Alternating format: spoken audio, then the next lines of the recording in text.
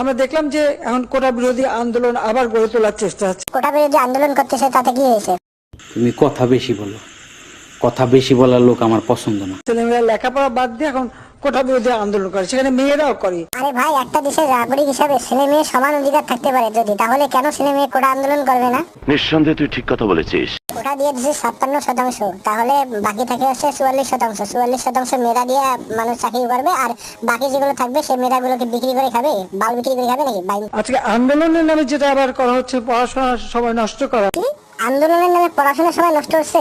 আরে সারা বাহিনী তো যত কিছু হইতেছে, তুই বলছিস পড়াশোনার সময় নষ্ট হচ্ছে? এত কষ্ট করে পড়াশোনা করে মেধা না দিয়ে কোটা দিয়ে চাকরি পাইতেছে, আর বাকি মেধাগুলো রিক্সা চালিয়ে খাবে নাকি?